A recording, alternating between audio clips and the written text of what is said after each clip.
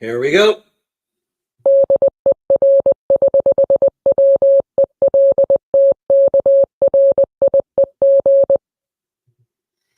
Hello, all right. Great to see you guys for live stream 126, August 3rd to the 9th, 1917. Let's start off with Tolemykus's quote, which is a wicked one. He who advances vanquishes, but he who awaits the attack of the enemy perishes ingloriously. To vanquish is our desire. Alexei Brusilov, the Kerensky Offensive. Thanks a lot for that, Tolemykus. And from Bayonets, the bullet says Foch and Brusilov would have enjoyed each other. There's a toughie, another toughie. And I don't know if, who's been following the headlines this week, but Brusilov was, I think, fired this week, and Kornilov took over for him. So we'll see how that goes. But I do know that Brusilov does return as a Soviet later on in the Civil War, so he's going to be a Red later on. Great to see you, Charles Latora. I hope you're doing well, and William Arends. Hold on, I'm going to pop your thingamajig here. What is that one? What are you talking about? An interesting. Oh, okay. Now I see what you mean. The screen for the thing, my thingamajig. Yeah, that was a prototype for my Doppeldecker game that I was doing, but I ended up still haven't done it. But I want to put it on glass or something like that, or plexiglass or whatever, and do it that way, so that way I can see through. But yeah, that was fun to do. Anyways, let's get to the sharing the screen. Hold on, I gotta pop this one on, and then I'm gonna share the new one, and then we can go from there. All right. And hey, I don't want this one. I wanted this one. I wanted that. Hold on. Oh, hi, Meandering, Mike. Hope you're doing well. Hold on here. There we go.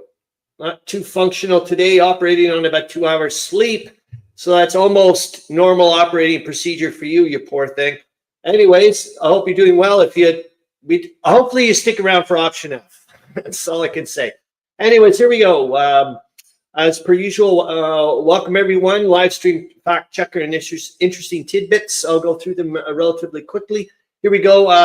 And it was super nice, William Arends. I'm glad that you did bring in a second ATA, because the weird thing at first I was like, how am I going to do this? Because you did submit the first ATA, and for some people, man, Mike had to remind me, and I'm going to put it in the description later on. What the hell is the ATA for people? It's the William Arends Translation Attrition, and William Arends, one of us fellow mud gluttons, as you know, provides material from German newspapers and translates it for us, and that's what it's called. Anyways, and the nice thing is, William Arends, is your second ATA talks about Cernovitz here, so it's I think it's going to be nice, because I actually am going to do your second ATA at the end of the live stream a bit. Then we're going to go to the war summary in the after hours, and then I recorded your first ATA, so that way it'll be nice. But the nice thing is that the war summary talks quite a bit about Cernovitz, and here we are. Part of the war summary right here is Cernovitz has changed hands 10 times since the beginning of the war. Okay, I have to put this on, for goodness sakes. Option F, take a nap in a nearby crater and miss out on the rest of the war. Probably one of the best moves you can ever make for any situation there. Holy moly, here we go. Well, as long as it doesn't fill up with water and you're near Passchendaele at this moment in time. Anyways, there's a state of siege at Attica, and I found rather interesting, and that's why I put this in here. Are there remnants of the old regime there, and more what's going on with the German Civil War? I have no clue. That Falkenhayn, Mr. Globetrotter, it seems, he's all over the bloody place, has now been sent to take over operations in Mesopotamia. The transatlantic wireless services have been suspended now that the Americans have entered the war. We're going to get to your little bit later on, not William Arends, Charles Latora, about you're kind of in the community contributions. I put your question or your comment about one of the headlines earlier this week about, well, actually yesterday's, about Liberia declaring war against Germany. And you're kind of like, well, we'll get to it. Anyways, this is partially about this. They actually had a wireless station. We'll get to it at one point, but that got disbanded right after they I think that the Germans had one actually. Anyways, Liberia is an interesting country in Africa. They were like essentially the only, as far as they know, the only neutral country that in Africa, and they stood out for quite a long time until it seems like once the Americans joined the war, that was it. I mean, they were already getting battered economically anyway, so I think it was more like just a thing of convenience than of anything. But it's an interesting story, especially after from what I've been reading about post-war about Liberia. Anyways, let's go on and continue on here. U-boat losses are a little over 3 per month, and that comes from German sources supposedly, but it's from the war summary. But I did find that interesting. Who is Dr. Richard von Kuhlmann? I have no idea, but I'd like to find out at some point because he's been mentioned a few times in the war summary. German money right now, Tolemykus mentioned this as well in a comment on the headlines, that German money might be near worthless as they are now demanding payments in gold. For example, Switzerland is needing to pay in gold if they wish to receive any coal from Germany, that type of stuff. Mackinson is still in Romania and that the Germans have launched another offensive there.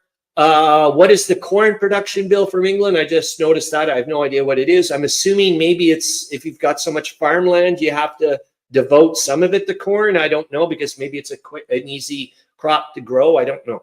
What if the Germans had not stopped? I think we'd talked about this before. What if the Germans had not stopped unrestricted submarine warfare in 1915? The reason why I'm bringing it up is due to the fact that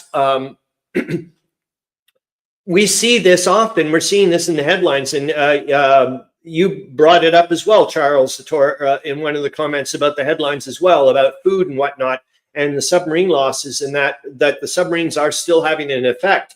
And we can see that the way they're constantly are talking about. We've got the food controllers all over the place. There's food rationing and so on and so forth. It looks like it was pretty darn close. I mean, just timing all the way around. This I found really cool. And later on, I was thinking about, imagine putting this in a game and your reduced side for a counter. You went from like infantry, and you have to show like a representation. Anyways, this is from Russians right now, having a really rough time of it with the Austro-Germans and a bit of Ottomans now, I found out later on. We'll see that in a bit. Having run short of ammunition, made a desperate fight with bayonets and stones taken from the sides of the mountain.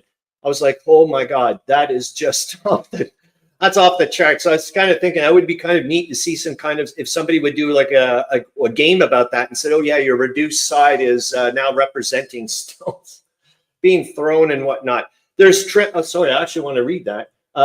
Liberia did most of its trade with Germany, so lots of pressure from the Allies for them to stop that. Yes. Well, you've obviously seen, about a fair amount about it as well. That's something I want to know more about. Anyways, there's trench warfare going on around Gaza, which I thought was kind of neat. And you guys may know about this. I didn't know that Belgium used to be part of the Netherlands. I was like, whoa, I don't know if it's all part of that yet again, that happened way, in 1830 or whatever. The first Hague Convention was initiated by Tsar Nicholas II. I just found this interesting that it banned poison gas and the dropping of bombs from hot air balloons, among other things. And we know that went out the window kind of thing. And according to international law, neutrality had to be declared when any two sovereign nations went to war. So I guess some neutral states had to do that quite a bit when, well, right now, I guess they have to do it with Liberia and say, by the way, we're neutral towards Liberia. It would be interesting. Anyways, any foreign soldier, for whatever reason, that violated Dutch territory would be taken prisoner and interned until the end of the war. And I think there was some British troops that got stuck there in 1914, and they remained there for the whole war. I just found it interesting because there was a lot of pilots that they flew, did airspace over the Netherlands and whatnot, and sometimes your plane didn't make it. Well, we're going to find out a bad thing in a minute here. The worst accidental bombing of a neutral state, I'm not really sure if it is, but April 30th, 1917, the British dropped 8 bombs in the town of Zierikzee, killing a family of 3. And the British initially denied they did it. And we may get to the articles, but I want to zip down super quick and just at least take a look at what we're doing. We're not too bad for 10 minutes in, but we're certainly going to look at the Tolemykus engagement of the question of the week. And especially since Meandering Mike is still awake, maybe we should do that super quick. So that way Meandering Mike can do a proper option F. I think we will. We'll just go zip by quick. I want to see what, well, actually, we're not there yet. We're doing, why was artillery so vital in World War I? And how did it shape modern warfare? Well, there you go. And now we'll get into the trivia questions and go off from there. And you know what I'm finding interesting is because William Arends has been on a little tear lately, is that, well, we'll see here the first three. So we got Brian R. Smith at 91, Meandering Mike at 87, Tolemykus at 83, but look who's creeping up. William Arends at 79, so I thought that was pretty neat, but there's still a good bunching around there. And here we go. We're going to go to the first clue. And for anybody that's new, essentially we just do a thing every week. Who or what am I in World War One? Start off fairly obscure questions. Try to get a bit more specific at the end. There's usually about 6 today. There'll be 7. You get a point just for even just providing any clue. And you get an additional 6 if you get the answer. And then we hopefully talk a little bit about the answer. And away we go. Anyways, hold on. I'll put in the first little bit. And this is why it's a question or a 7 thingamajig. So here's your first one. And I'll put it in the banners as well so we can pop it up on the screen. Oops, I got to get to the comments. Oh, it's not there anymore. I thought I still had... And there we go. I think I was a who or what am I in World War One in a past live stream. I know that doesn't give you much to go on, but that's why I said the very first one is usually pretty bloody obscure. But at least you can just throw anything out there for goodness sakes, and you get a point. But that's not too bad. Anyways, I'll put a closer clue, if you want to call it that, or more specific thing in now. Here we go. And I'll put it in the banners as well. The Swedes were the first to use me during the war. Who or what am I? Oh, lots of people are coming up with questions. Meandering makes his Flor Sandez, and you are incorrect, but you're going to get a point. Tolemykus says Charlie Chaplin. I like that one, but you are incorrect. You're going to get a point, though. Harro Bosma says, hi, guys. Just arrived on time for the who am I? And that's incorrect, Harro Bosma, but you're going to get a point. And, oh, great to see you. Kilroy was here. You're going to get a point for Winston Churchill, but you are incorrect. Colonel Winston Churchill right now, I do believe. And hold on there. I got to pop you in here. There you are. All right. You're now up to 32 points. And Meandering Mike says fondue grenades. Oh, brother. Wouldn't that be a... Oh, my God. Okay, you're going to get a point. That's for sure. Hold jeepers jumping, people. I haven't even given you your third clue, and you guys are going mental. Kilroy was here, says steel helmets. You're going to get another point, but you are incorrect. William Arends says mines in the sea. I like that one, but you are incorrect. Meandering Mike says, oh, wait, that is Swiss. That is incorrect. You're going to get a point, though. And hold on here. Now we're going to get back to the next one. And your next clue is the Japanese were responsible for me to a large extent in the Mediterranean. Who am I? William Arends says neutrality declarations. Oh, brother, I like that one, but you are incorrect. I'm going to put it in the comments as well. That was a sweetie. Hold on. I can't believe sorry, because I know the answer. So it's like, I'm like, oh my God, I'm giving it away. I'm like, well, Christopher, you know the answer. Cheapers jumping. So there you go. The Japanese were responsible for me to a large extent in the Mediterranean. And Harro, I can't believe this, William Arends. You are a freak. You got the correct answer again, William Arends. But I'm going to have to hold on. Harro Bosma, you're getting a flamethrower. Well, you're getting a point for your flamethrower, but you are incorrect. William Arends, you are correct with the convoy system. And I'm going to pop you down here, but I'm going to also pop in Tolemykus for a point. And, oh, why not? Because you're so relatively new from bayonets to bullets. I'll give you a point for well done. How's that?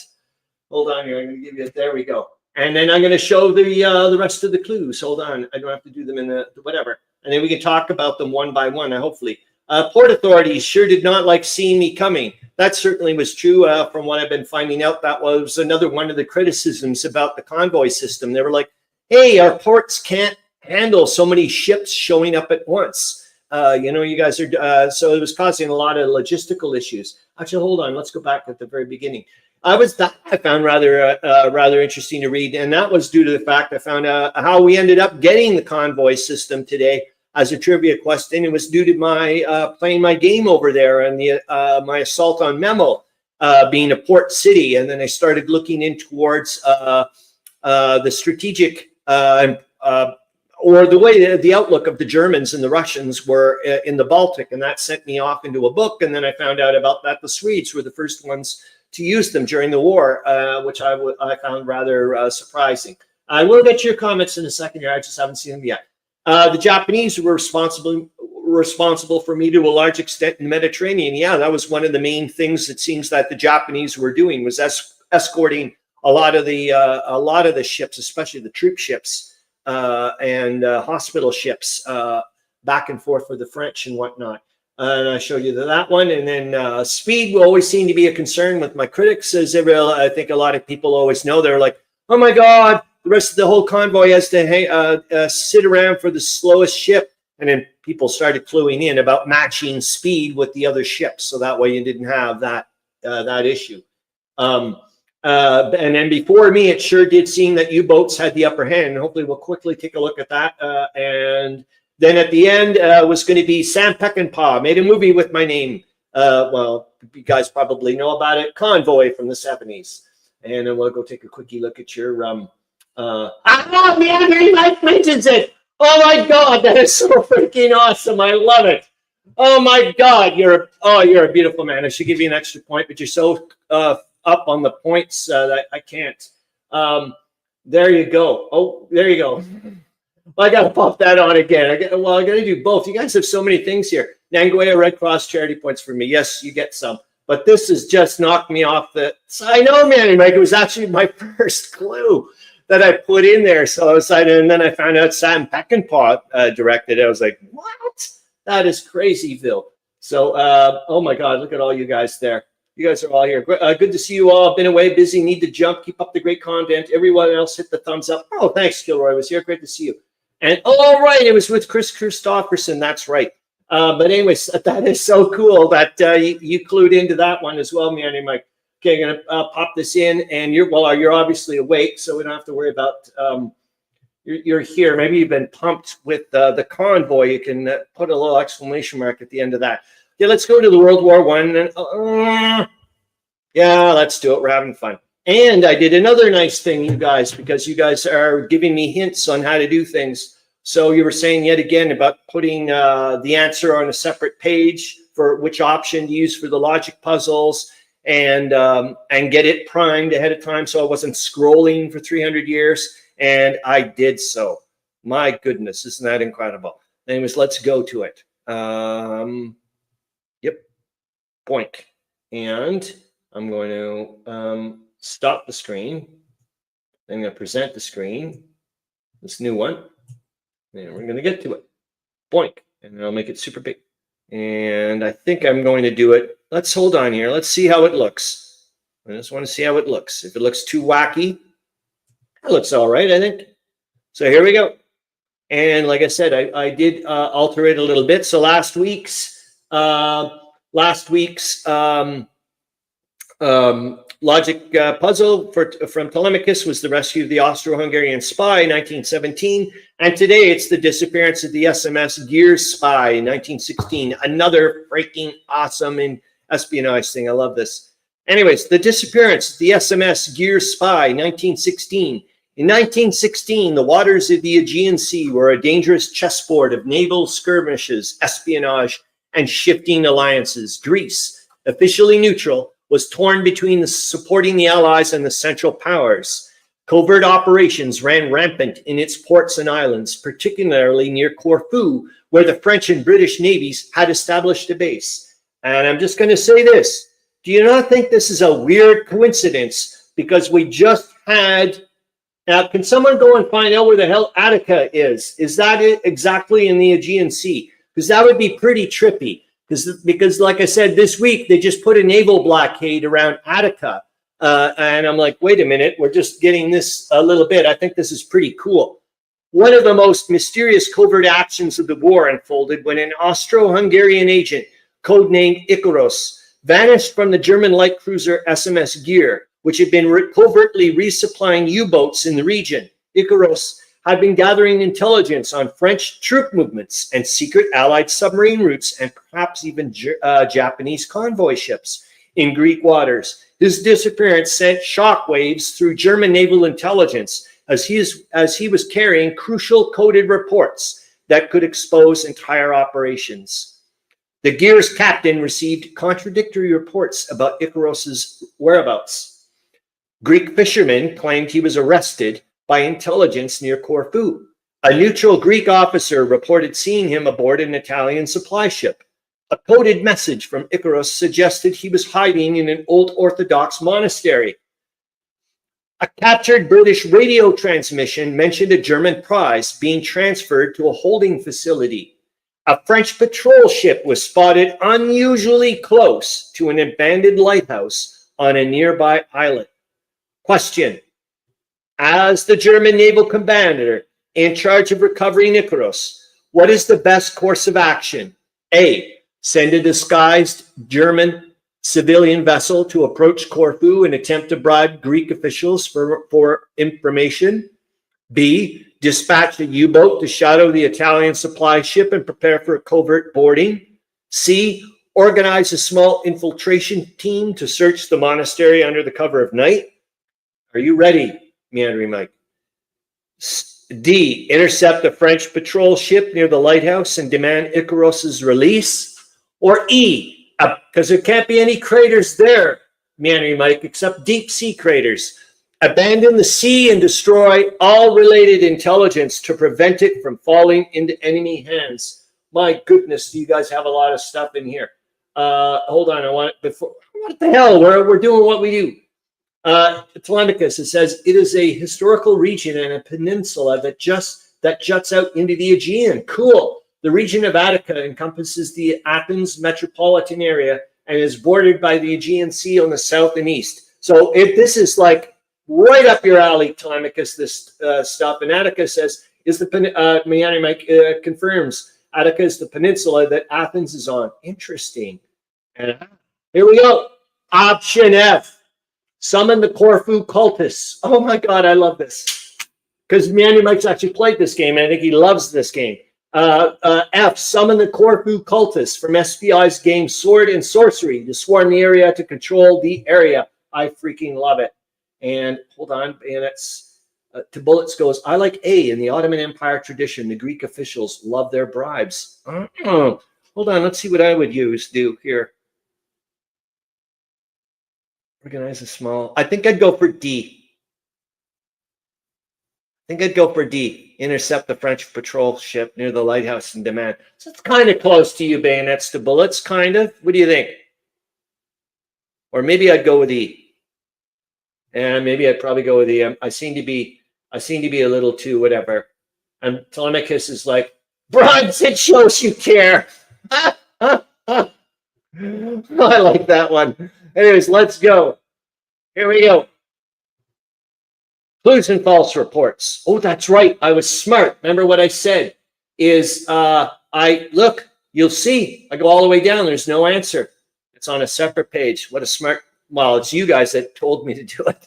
Clues and false reports. A Greek merchant claimed a man matching Ikaros's description fled Corfu in the direction of the Italian coasts. The monastery had been abandoned for decades, but fresh supplies were spotted outside. The Italian government denied having any knowledge of a German agent aboard their supply ship. A decrypted Allied telegram mentioned a wolf hiding among the monks, but its meaning was unclear. A Greek fisherman swore he saw Ikaros being rowed out to sea by two armed men. That doesn't sound very good. All right. As in, he sounds like he could have seen a deep sea crater. Anyways, discussion topics. How did Greece's neutrality complicate espionage and naval operations in World War I? What role did covert agents play in naval warfare, and how were they extracted in emergencies? How did naval intelligence and counterintelligence evolve during the war? What risks did neutral shipping face when caught between warring factions? How did the geography of the Aegean Sea influence wartime naval strategy? And you know what's interesting is this year's symposium at the World War I, at the National World War I Museum and Memorial, is going to be, I think, on different forms of warfare. And I'm wondering if any of the speakers are going to be talking about this type of stuff, espionage and whatnot. That would be nice. Anyways, let's go with the answer. Boom. No one got it. Best course of action and reasoning. The best answer is C. Organize a small infiltration team to search the monastery under the cover of night. Never in a million years would I have thought that. While bribing Greek officials shows you care, could lead to false information, shadowing the Italian ship was risky without proof that Icarus was on board. Intercepting the French patrol ship could start a diplomatic crisis. Well, that didn't seem to bother the Allies much. And abandoning the mission E would ensure the intelligence was lost forever. By sending an infiltration team, the Germans could confirm if Icarus was in the monastery without exposing their navy to open conflict. If successful, they could exfiltrate him quietly before the Allies caught on. Wicked. Thank you so much. Yet again, Tolemykus, that was awesome. And now we're going to go to very quickly. Hold on, I got to pop it back onto the share screen. Take a look at where we're at. Let's make sure we're not doing too bad here. And there we go. There's your community contribution. Charles Latora comments on Liberia during World War I. Liberia, 1917. Why now, and what help did they provide? Well, let's go find out very quickly, shall we? I think so. Let's go and take a look at the Wikipedia page, super duper quick. Anyways, I do know a little bit about Liberia because I wanted to look for neutral states for my game, my fictitious little narrative, and for my newspapers, and look for news places where there were neutral states, so I could pretend I was, my newspaper is properly unbiased, not like some of the stuff that we get from William Arends or myself from the Globe. Anyways, hold on here. Let me get to it. And we'll take a quickie look at Liberia. Ooh, what the heck did William Arends say here? Being a neutral nation near the European theaters of war makes those nations a natural stage for espionage from all sides. Does it ever, William Arends? And hold on, we got to go take a look at Meandering Mike's breakfast later. That's one. When I look at the Netherlands and whatnot, or even Liberia, for example, it's ripe for a lot of RPG. That's what I think, anyways. Hold on, let me go and stop this. I want to stop the screen. We're going to get to this. And share the screen, boink, boink, and then we're going to put Meandering Mike's. Okay, take care, Bayonets to Bullets. Hope you have a great remainder of your weekend and week. It was super nice to see you, man. And Meandering Mike says, this morning's combat rations are grilled lime chicken with corn and barley. That sounds nice. I'm a corn fanatic. All right, here we go to the, oh yeah, you can see it. I'm going to get rid of me so you guys can see that even bigger. And then I'll pump it up a little bit. So I don't want to we're not going to, just here, prior to World War I, Liberia was largely impoverished and unstable and dependent on Germany for around 75% of its foreign trade, just like Meandering Mike said. The start of the war caused a drop in German trade with resulting severe effects on the Liberian economy. Although the start of the war globally prevented Liberia from acquiring weapons, the American government consented to sell the Liberians arms at half price, enabling the Liberian Frontier Force to keep down local insurrections. Here's another little gaming potential. And that's about it. I just really wanted to show you that. Oh, where is it? Minimal active involvement of the war itself. Where was that thing? I thought there was also something about they did get rid of their radio station and whatnot. I thought they had. But anyways, we're going to stop that for now because I'm getting sidetracked. And then we're going to boink back to here. And then we're going to go to here. And then we're going to go take a look, get back to this bit, the narrative. All right. Actually, I do want to kind of look at this video. I think you may like it. I hope so. Of course, you guys don't know what I'm talking about. I'll pop it on again here. Hold on. It's this. The Canadian troops in West Flanders, Belgium during World War I. Not because it's Canadians. It's just due to the fact that I enjoyed looking at the terrain, to be honest with you. And hopefully you will too. It sure shows how bloody flat it was. My goodness gracious. Hold on here. Get to it.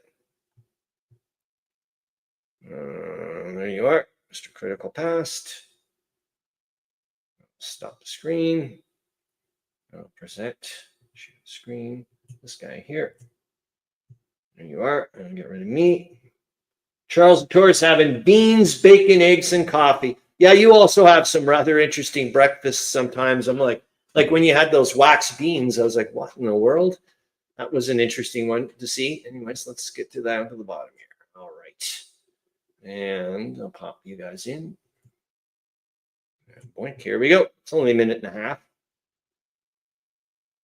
Yet again, we can see all that. Look at all that artillery shells. My God. Always reminds me of looking at like something like from James Bond and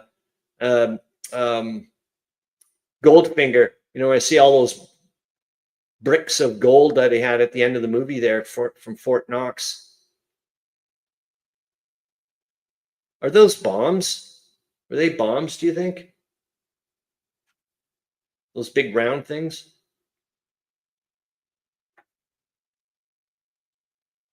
You can certainly see how flat the terrain is. Look at that. Look how flat it is. My God. That's nuts. Look at that. Like you can see you coming a mile away.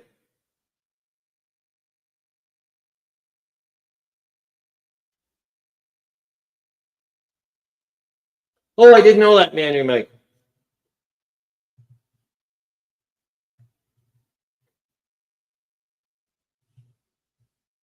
Look how flat that is. Jesus. And there they go. This is real.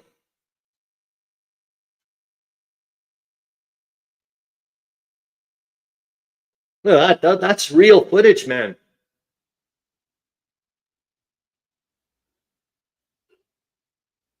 Shit. All right. And hold on. Stop the screen. Get me back to here.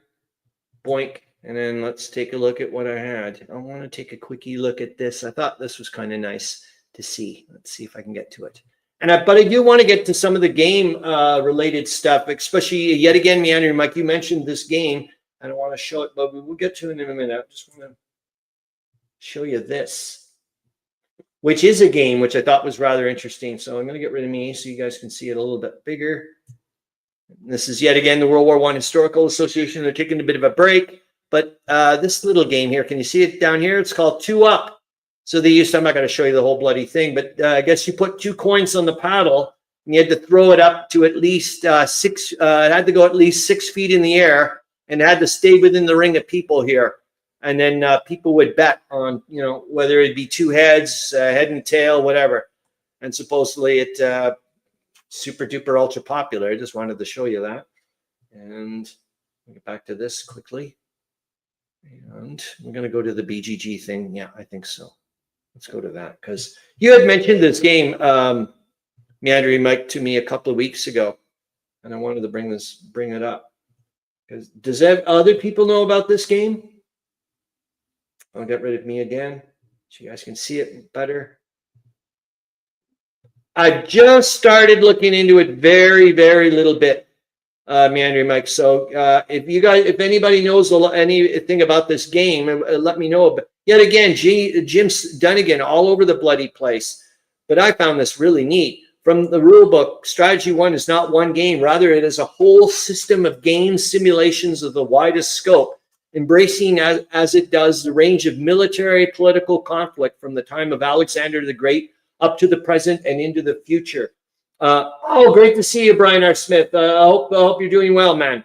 And we just right now we're looking at Strategy 1, Strategic Warfare from 350 BC to 1984 from SBI. Meandering Mike had mentioned this to me a couple of weeks ago, and I decided to go and take a look. And this morning, when I went and take a look at it again, I just wanted to show you. What's rather neat is it's a fictitious world, and I guess you can. I don't know if this is the whole thing, but I think it's rather interesting that they decided to use a fictitious world. I guess that's a turnoff for some people. It's not the end of the world for me. I'd just be like, whatever.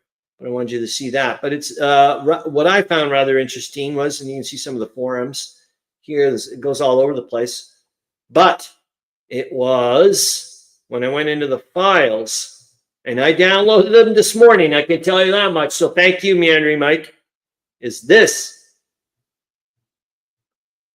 Where are you? World War I rules. Hello. Thank you very much. And I grabbed all the pictures, all the stuff. I wonder if they're around here. I can show you a couple of quickie bits here. Hold on here.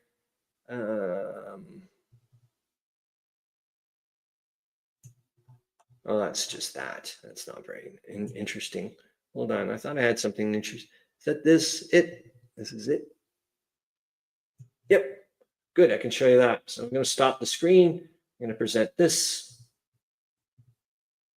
Boink, boink, boink. And this is it. I downloaded the rules from that for this guy, someone who had made, this guy here. And he called it Kaiserkrieg, World War I rules. I haven't looked at it yet, but I've downloaded the whole thing. I'm like, my goodness, this is going to be interesting to see.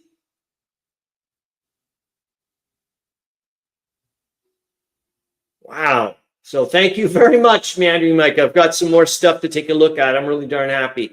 Anyways, let's go towards the narrative so we can see what the hell we're looking at. So we just took a look at that. Oh my God, it was the BGG game. It was the next thing to take a look. And this I found really, really cool. And I want you guys to, I really wanted to share this with you guys. So hold on here. I got to get to the picture. I think it's here. Or did I put it in here? Oh, I'm in the wrong place. I was like, wait a minute. I thought I had saved it. Okay, here it is. Where are you? Where are you? Front. There you are. And I'll get rid of here and I'll let you guys see it. So someone made, and it seems like a long time ago this was made. They took the map, map of continental United States and superimposed all the fronts of what's going on over there, which I thought was pretty cool.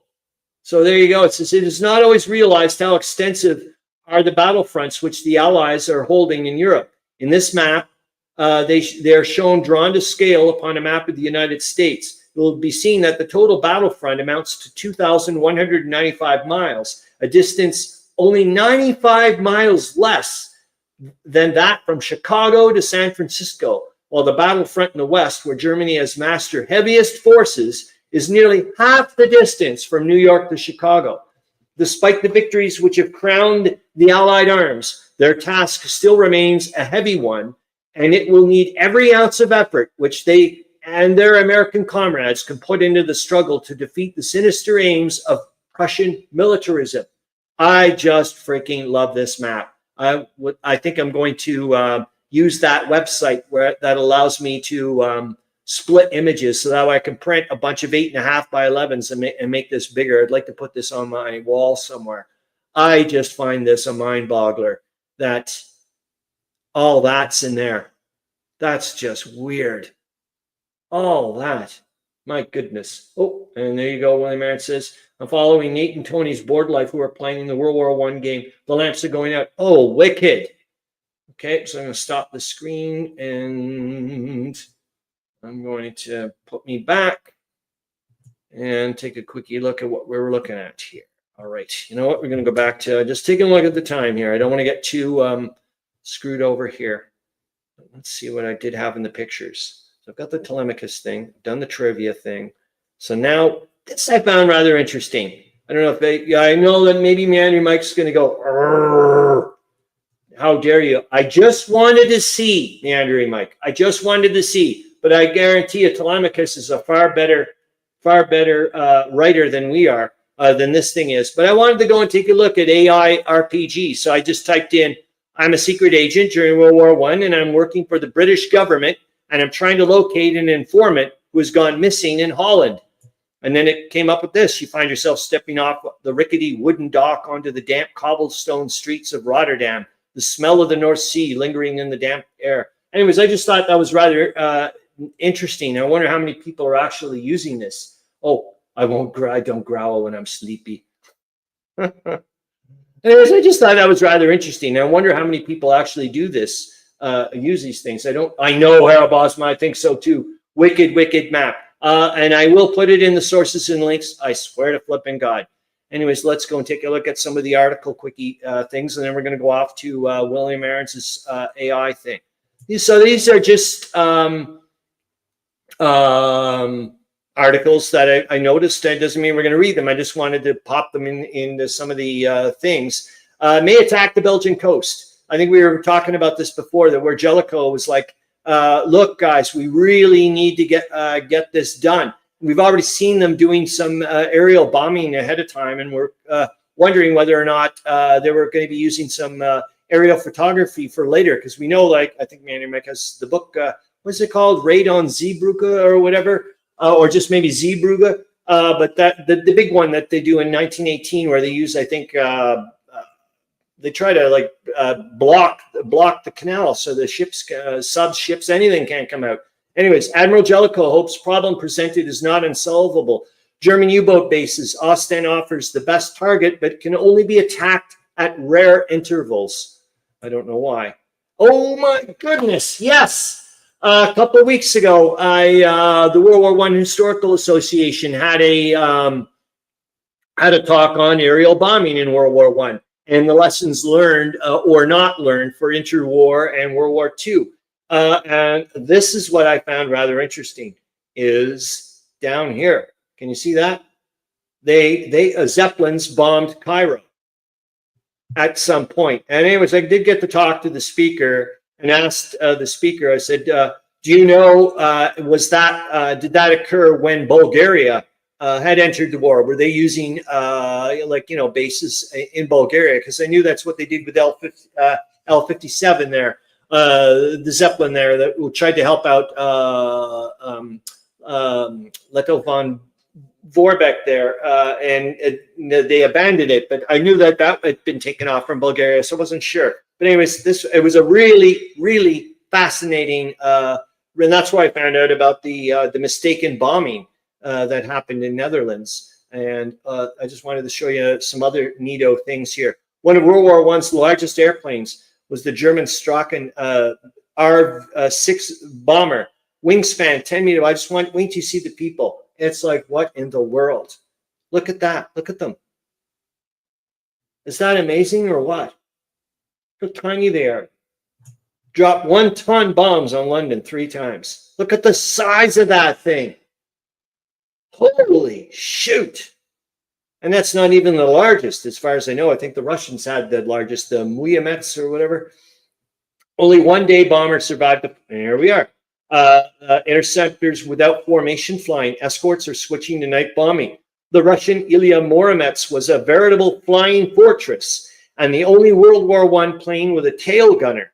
And only 3 of 70 were lost to enemy action. My goodness, that would have been, that's the plane you want to fly, wouldn't it?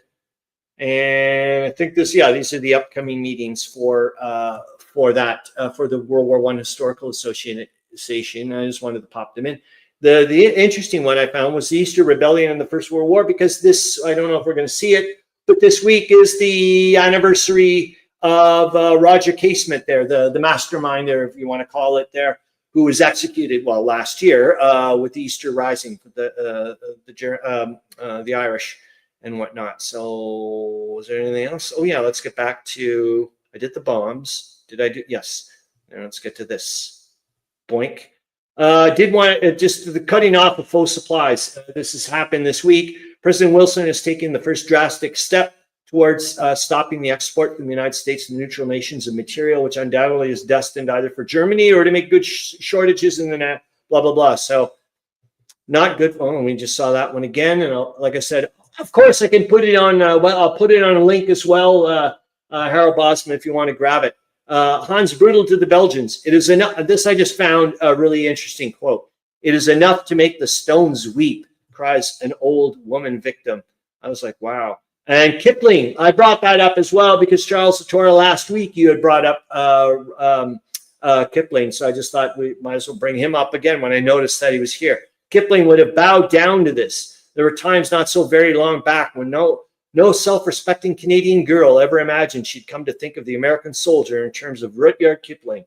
The man who should be laureate was sacred to Tommy Atkins and Fuzzy Wuzzy and the men of the border tribes.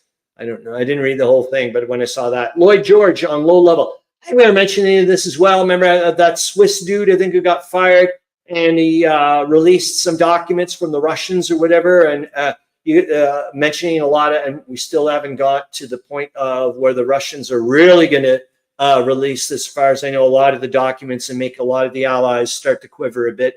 But now they're already, like some of the secret treaties and whatnot about trying to annex parts of Austria, you know, carve up a bit of the Ottoman Empire. This is going this way, that way. Anyways, Hun Chancellor accuses British Premier of telling monstrous untruths. And, well, they are, both sides. We know that for sure. Where Russia counts. I'd love to read this at some point and maybe even bring it out. Ships and submarines at war, another thing I'd love to take a look at, which I don't know if I'm ever going to have time. And I think we're getting close to the ATA. Excellent. Accept.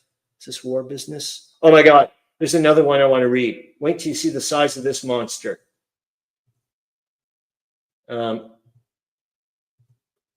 else thinks of Boy George when he hears of Lloyd George's name? I didn't, but now I will. So thank you very much, Charles Latora, for doing that to my brain. And I'm going to put the share the screen in. Look at the size of this monster article, guys. I want to read it. I would like to read it out and have it on the screen, have it on the thing. Oh man, right. Well, maybe you'll maybe we're reading too much into the psyche of Charles Latora. There we go. But look at this: the parallel between war and business. How the commander-in-chief of the British armies in France is general sales manager of a fighting corporation. An intimate character study of the famous English soldier as he really is. I would love to read this all out someday. Oh my God, I just never thought of that. I just thought of it now. Dave Schroeder, for goodness sakes. Doesn't he have like a freaking book about using examples from the wars and whatnot, trying to show about how to use them for business. So there you go. There's an interesting little connection. All right, let's go to that. We're going to get into that. Right. Yep. Let's go to your ATA number 2, William Arends, and we'll talk about it the way it is. I think that's nice because, like I said, the lovely thing is that you mentioned Cernovitz, and we both sides have been mentioned. Anyways, here we go. Share the screen window. Boink. Boink. Oh, wicked, Meandering Mike. Wicked. Oh my God, now you're giving me visions. I can see him with this crazy tassel hair. Oh no, what have we done? What the hell have we done? You're making Tolemykus cry. We got to stop that. All right, here we go. Let's get to this. See what I'm reading. Translator's note. These reports are from the issue of the Hanover Courier, dated 3rd of August, 1917. The reports from the field seem to be more self-congratulatory, with both the Kaiser and the general staff directly honoring the soldiers in print. It seems that words of praise were taking the place of decent food at the front and the relief that could only come with a definite end of the war, which is probably another reason that much of the front page is printed in bold type. Hanover Courier, the newspaper for Northern Germany, the Hanover Advertiser, Hanover's latest news, evening edition.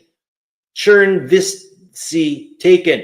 Heavy firefight on the Flemish battlefield. Combat success in the west. Great success of our stormtroopers in the east, which I didn't know they had them there. Wenzel Telegraph Bureau, and I'm glad I saw that because we start seeing WTB later on, and I kept saying to myself, what the hell is WTB? And now I know. Now I know. Wenzel Telegraph Bureau official. To His Majesty. While we have repulsed the first onslaught of the major Anglo-French attack in the west and inflicted significant defeats on the French and other parts of the front, the attacks of the German, Austro-Hungarian, and Ottoman troops in the east has progressed unstoppable since July 19th. Cernovitz has been taken for the 10th time. Austria-Hungary is thus essentially free of the enemy. I must most humbly beg your majesty to command that the flag be raised as a sign that victory has been salvaged. Signed by Hindenburg. Man, when I was reading this morning, William Arends, was I ever having a hoot with this? I just love this stuff. Whereupon His Majesty the Emperor has deigned that the salute be raised and the flags be flown in Prussia and Alsace-Lorraine. What is it again? Wenzel Telegraph Bureau, official August 3rd. To the High Command, the operations in Eastern Galicia and Bukovina, hold on, have produced another great success. Czernowitz has been taken. I congratulate you and your brave troops on the brilliant deeds I witnessed, which have achieved so much in a short time. Signed, Wilhelm I.R. Wenzel Telegraph, why don't I just say WTB? The higher headquarters, August 3rd, official, Western Theater of War, the Army Group of Crown Prince Ruprecht. On the Flemish battlefield yesterday, because of the rainy weather, the firefight was particularly fierce only on the coast and northeast of Ypres. Oh, great to see you. My God, is this your first time here? Welcome. It's super nice to see you, man. And as Meandering Mike says, hi, Reese. Darn right. Super nice to see you, man. On the Flemish battlefield yesterday, because of the rainy weather, the firefight was particularly fierce only on the coast and northeast of Ypres. Advanced by the English on the Newport West End Road and east of Beerschot failed. The strong attacks of Lagermark did so well. My God, did I ever go freaking mental with that word, Beerschot. Oh, don't even start with me. Or later on, there's another one. There's another shoot town later on in the war summary, and I just can't stop myself. Rulers, where a large part of the Belgian population had fled to escape from the combat zone and from the fire of their liberated countrymen, was bombarded by the enemy with heavy artillery. Pre-deployment battles north of the La Bassée. Hold on, I'm just going to get rid of the spell check thing. There we go. Of the La Bassée Canal, as well as Monchy and Harrencourt, went well for us. The army group of the German Crown Prince. West of Alamont, on the Léon-Soissons Road, French companies temporarily penetrated one of our trenches. They were immediately expelled. Just going to say this, for anybody that sticks around for the after hours, you're going to see a big mirror image, because a lot of the material that's being talked about right now from the German newspapers is going to be mentioned in the war summary for obvious reasons. They're concurrent. But it's a certainly a different take on what's going on here in Flanders. They captured the French positions at the southern entrance of the tunnel by surprise, held them against several counterattacks, and brought back numerous prisoners. On the left bank of the Meuse, after a heavy preparatory fire, French attacks on both sides of the Malancourt-Esnay Road were repulsed in the morning and evening. And Meandering Mike, by the way, I like this one.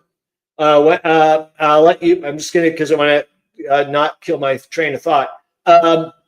Interesting that you mentioned about the craters earlier on there for option F, Meandering Mike, for Tolemykus' logic puzzle, because later on we're going to see in the war summary that the English newspaper mentioned that, all the Germans got were a bunch of craters and so on and so forth. So I thought, that's it. Eastern Theater of War, the front of the Field Marshal Prince Leopold of Bavaria. The army group of Colonel General Baum and Ermoli, I know him quite well. He's still on my game over there. Local fighting east of Quisitaine. Despite stubborn resistance, several villages along the lower reaches of the Zabruch River were taken by storm. I think I did that right. The Bavarian Home Guards distinguished itself particularly in the capture of Kudrinski. Between the Dniester and the Prut, the enemy held its ground in the morning. In the early afternoon, under pressure from the troops of the general of the, I don't know why I keep seeing this in my head, man, and I did it again, of the general of, I see of the infantry lizard men. I can't get that out of my head. Of the general of the infantry Litzman, they began to give way and withdraw. The villages blazing north of Czernowitz marked the path that they had taken. This morning, Austro-Hungarian troops under Colonel General Krytek, coming from the north, and Imperial and Royal troops south of the Prut, from the west, under the personal command of His Imperial Highness, the Army Front Commander, Colonel General Archduke Joseph, entered Czernowitz. Oh my God! And I mentioned it in the war summary in the after hours, but I don't know who's going to hang around. One thing that blew me away, William Arends, with your first ATA that you sent us was that. Oh, cool. Cool.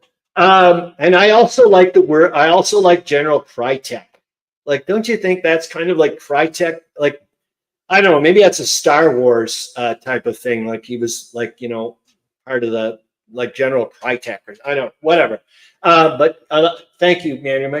Let's hope he does some wicked stuff. Anyways, what the hell was it going on about? Oh, your ATA. You know, what blew me away, William Arends, reading it. It caught me off guard at first was that the Germans are using allied. They're using the word allies for themselves. You know what I mean? Of course. And I was like, whoa, it just blew me away when they were doing it. I don't know if we saw it in this one, but I was like, that I just found really, really cool. Further south of other forces under the command of Colonel General Archduke Joseph broke through. Yesterday already, the Russian positions at Slabozin and Davidin, Kurzin in the valley of the Little Sarah, Sadin and Falcon on the Forget It, and Kipalung, Austro-Hungarian troops advanced in house-to-house fighting. Progress was also made through the struggling combat in the mountains on both banks of the Bistritz around the machine gun positions at Kazlui. New attacks by the enemy were made in vain and resulted in heavy losses for them. The first quartermaster, General Ludendorff. What the Russians report. Wicked. Berlin, August 3rd, and now we're no longer in bold font. I love it. The Russian army reported July 31st concludes with the following statement. The Military Intelligence Bureau believes it knows that the current German offensive was undertaken as a result of accurate information received by the German General Staff regarding the internal situation of the Russian army. Trust me, dude, everybody and their allied dog knows what the hell, that the Russian army is in deep trouble. Hindenburg is said to have promised Kaiser Wilhelm the Russian army would be incapable of fighting in 2 months. New submarine loot. WTB, Berlin, August 2nd, official. In the Atlantic Ocean and North Sea, our U-boats again sank 4 steamers and 6 sailing vessels. Among them was the British-armed steamer Remilis with 4,500 tons of coal. Oh my God, I know exactly how to end it. We got 3 minutes left. Bonus. Of the remaining ships sunk, they were carrying a general cargo. The chief of the Admiralty Staff of the Navy. Boink. And I'm going to stop it. And then we're going back to here and get rid of this. Thank you very much, William Arends, because I get the show. Oh, let's do this super quick. I freaking love this website. My God, man. Hold on, I got to put it on here. It is an amazing. I didn't even realize I was at that website again. I went, oh my God, you're everywhere. Is this one? And then we're going to go to some pictures about the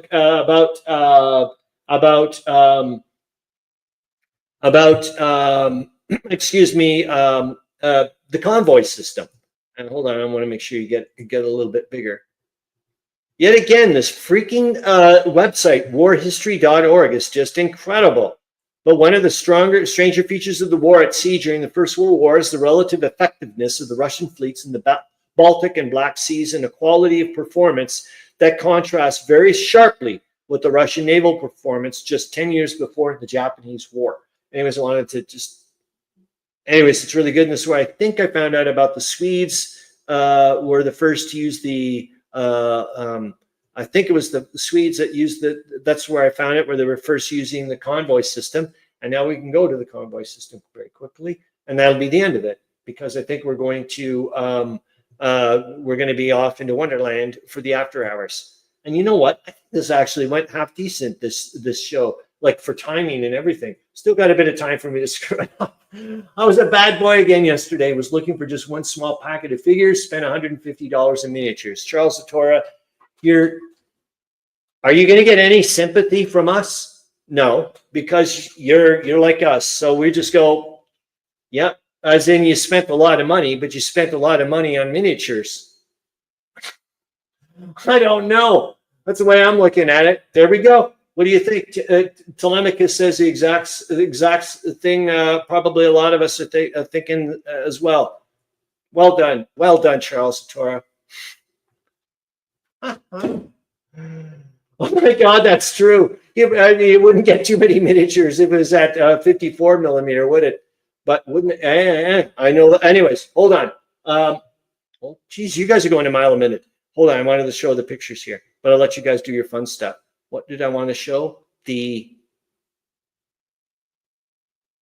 trivia, for goodness sakes. I'm gonna get rid of that. Yeah, for you guys. Anyways, I think it's $4 trillion for Canadians, and then we get nailed to the cross, as you know. So this is just for the convoy system. I wanted to bring this up. Remember, this is from the Martin Gilbert book, Atlas of World War One or whatever. But hold on, I'll bring it. Maybe I'll have to go to the smaller size. It's not the end of the world. So no, it's not very good. I'll bring it super big here. Hold on. Boink. Oh, you guys can see it a bit more. This is just the convoy system, convoy assembly points. Remember, they were talking about that in the trivia thing where port authorities were like, oh, great. All those spots. There's Liberia down around there somewhere. Ooh.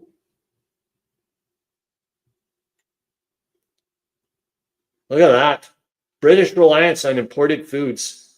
You can see why they're so freaked out. Extreme danger to Britain of Germany's U-boat sinkings of merchant ships 1916-17 led to the introduction of the convoy system in June 1917.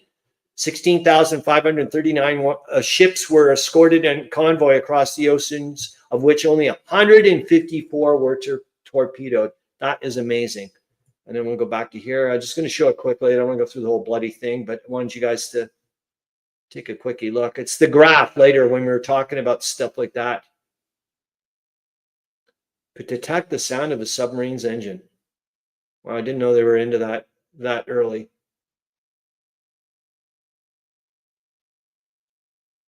That would be a neat diorama, eh? Does somebody got into miniature or model painting and whatnot? I think that'd be a nice, that'd be a really cool diorama. Here we go, the shipping losses. Wild belligerent. There's the United States. And then it shows you wild neutral. Yowzers. That's a big difference, eh? 56,000 tons to 397,000 tons. My, oh my. Actually, hold on. Why is it not showing you? Think that. There we go. Now it makes it much bigger for you guys. Sorry about that. And I'll show it. Maybe I'll go back a little bit very quickly. You guys can see it a bit better. And this one here. Frequent German sinking of German ships increased worldwide anti-German feeling. It was particularly influential in bringing the United States into the war in April 1917 on the Allied side. Oh, wow. By submarine. Look at the difference. Holy smokes. You can see how effective they were. 6,635,059 tons. And the next best one was by mines. Nowhere near it. 670,000 tons. Nowhere near it, man. Holy shoot. No wonder. That tells you something, man. I'm sorry, but it's like, okay, if they had known that ahead of time, I'm sure they would have went crazy building submarines ahead of time. My God. And here it is. You can see this monster difference. Gross tonnage of British merchant ships. And look at that. The graph shows the effect of the convoy system in dramatically reducing the number of British merchant ships sunk by German submarines. So here we are, June 1917, right here. And you can start seeing the uptick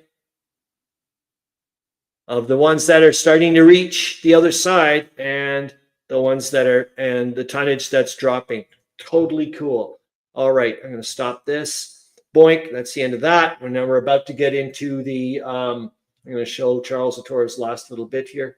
It appears my grandson likes your basic baked bean, and he keeps taking dice off my table. You have a second one. This is your granddaughter. Your granddaughter as well is like a little proto. She's a gamer in training, as far as I know. Anyways, so that's it. I'm about to pop on the after-hour show. So we'll do the war summary, and then we're going to do the, well, for you guys that stick around, it'll be the second installment for the ATA, the William Arends Translation Attrition, and for other people. Remember, it's translations from German newspapers. And so that'll be at the very end. Anyways, I hope you guys have a great remainder to your weekend and a great, I don't know when the next one is. Maybe it'll be next week. I'll see for 127. I have to figure out what's going on with my things that I have to do. Thank you so much for showing up. Thank you so much for your contributions. And that's it. I'm about to go and turn into you guys a texter. So hold on. And oh my God, we forgot. Harro Bosma. What the hell did you eat? Put it in your texting. What the hell did you have at the Japanese restaurant? Was it half decent? I'd like to know. Anyways, hold on here. Boink. Got you there. And I'm going to put it on full on. And I'm going to turn off my microphone. All right. See you later, guys. Thanks a lot.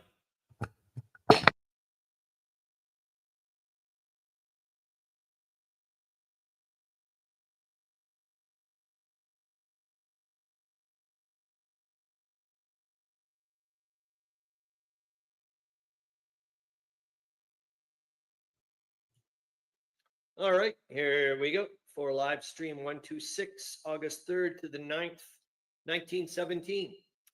British forces successfully repulsed a series of violent German attempts to recover the ground taken northeast of Ypres, says General Haig's latest reports. He adds, in every case, the enemy's advancing lines were broken up and dispersed by our artillery barrage or repelled by the steady fire of our infantry. This is a direct contradiction of the Berlin report, which represents the British as making a series of desperate attacks and being everywhere repulsed. Even the raids are thus described by the Germans, who are plainly making reports for home consumption, regardless of the real situation. Well, both sides are, though, if you think about it. The British, during the night, in a counterattack, retook the ground lost on the Ypres Railway, completely establishing their former battle line. Well, that kind of sounds like they were repulsed earlier. Like I'm just saying, I know I have to stop being so pro-German. I'll try. It's bloody hard as hell, man. Philip Gibbs, whose special dispatches to the Globe have been a feature of the war stories from the Western Front, hears that the Germans were so confident of their ability to withstand anything on the West that they rushed 6 divisions of troops to the Russian front in the hope of striking a decisive blow there. At the same time, they replaced a number of divisions broken by the British fire with fresh troops. These, however, as is now known, suffered heavily.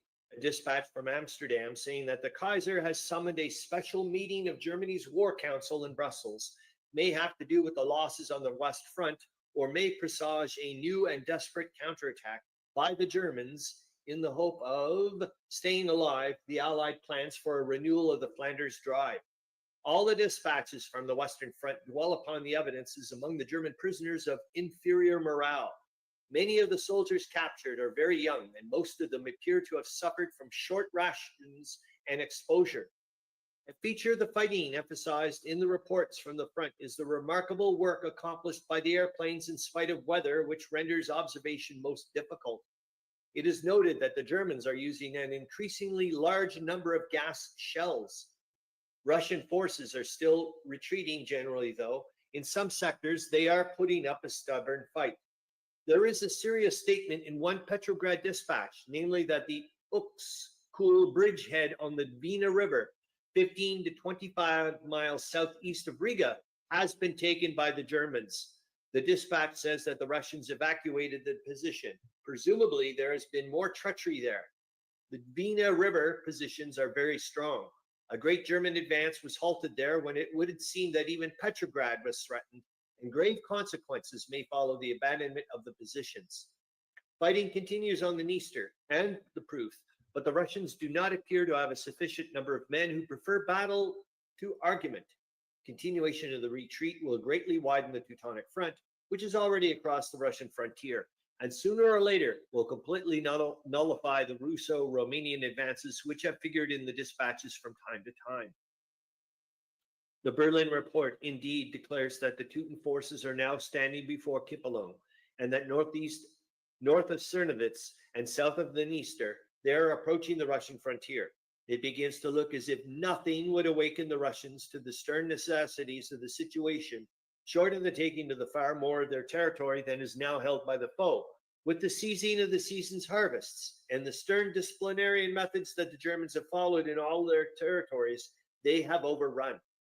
Major General Maurice, Chief Director of Military Operations, in discussing the latest British advance, gives the impression that for the present it is completed.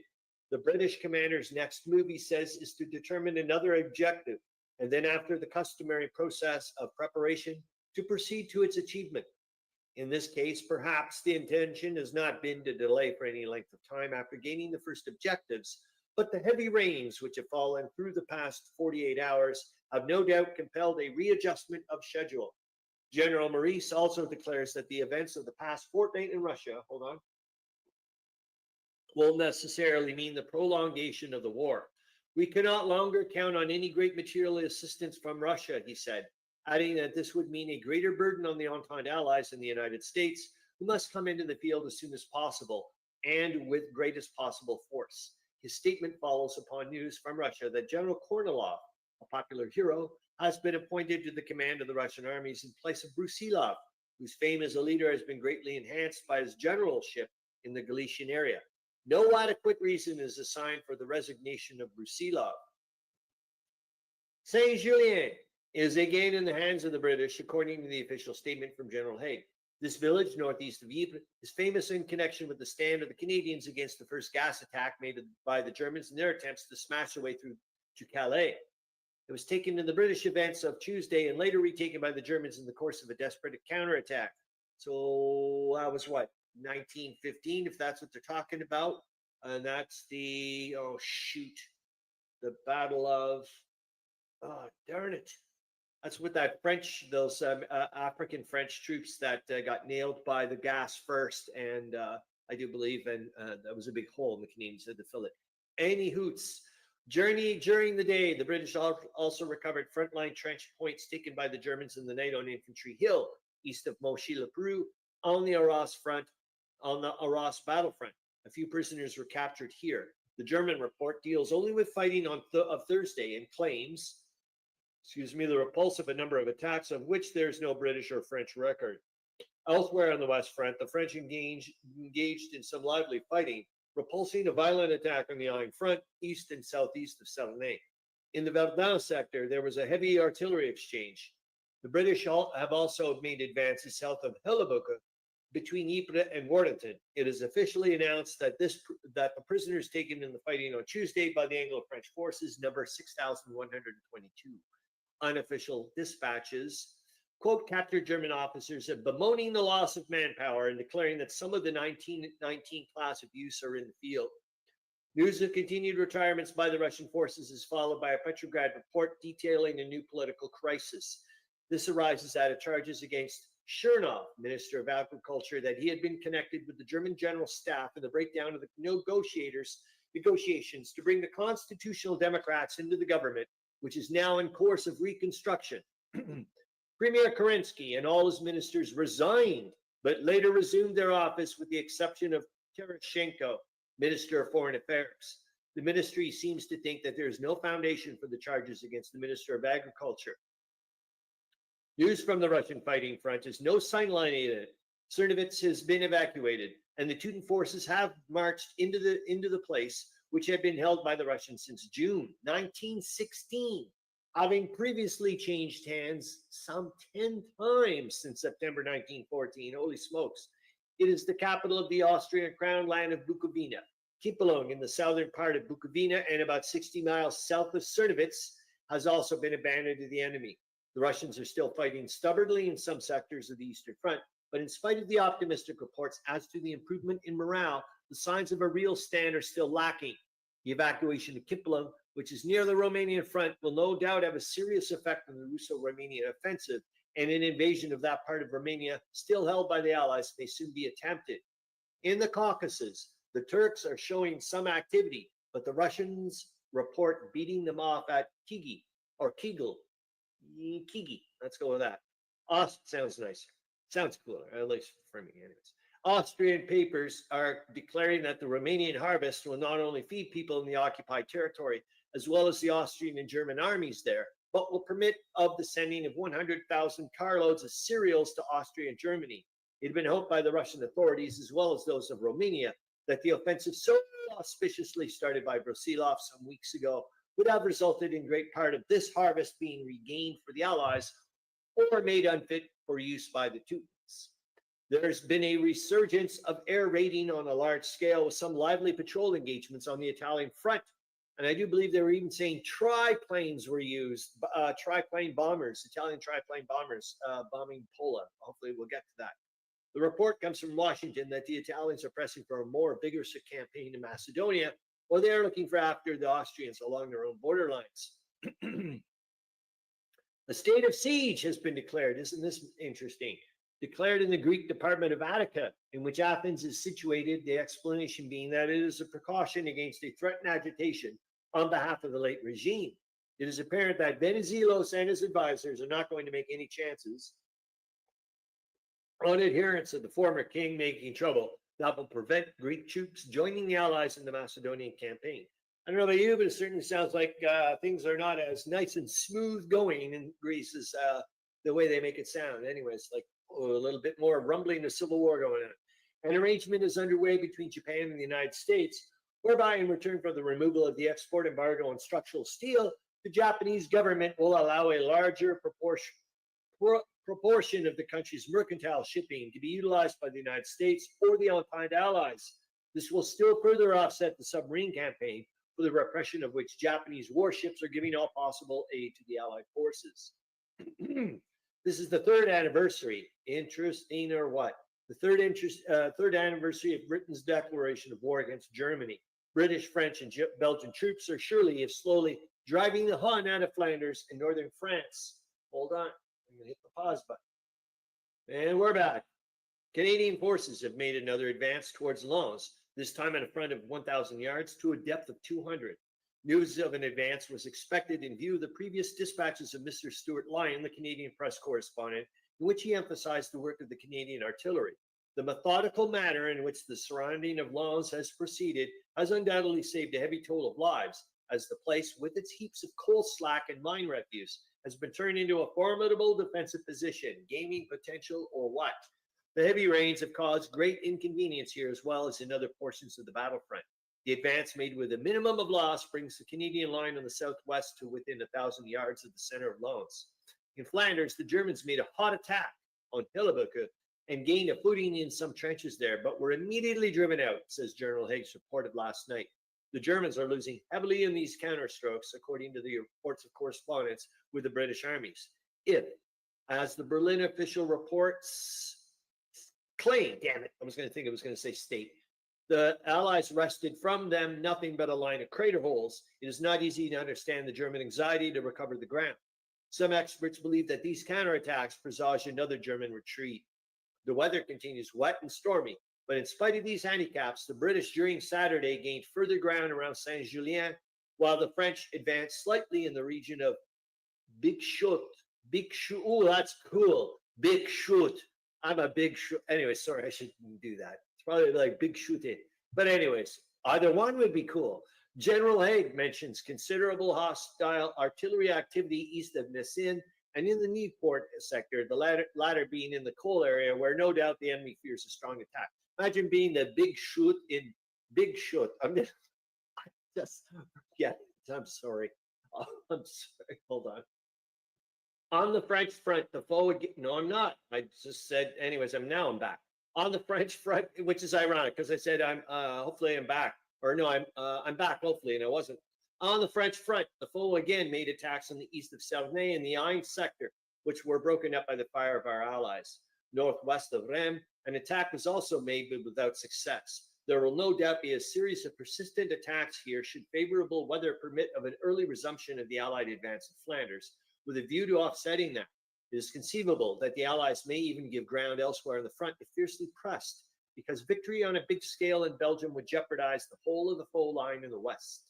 Good news of France comes via a commissioner recently arrived in the United States, who says that France has nearly 3 million men in the zone of the armies, exclusive of those in the interior and the colonies, and that this number can be maintained for some time. I find this interesting. I read that again here. There will no doubt be a series of persistent attacks here should favorable weather permit of an early resumption of the Allied advance in Flanders with a view to offsetting that. It is conceivable that the Allies may even give ground elsewhere on the front if fiercely pressed, because victory on a big scale in Belgium would jeopardize the whole of the throw line in the west. Fascinating. So you're doing that in Belgium, but you don't really need it, kind of sounding to me. Interesting.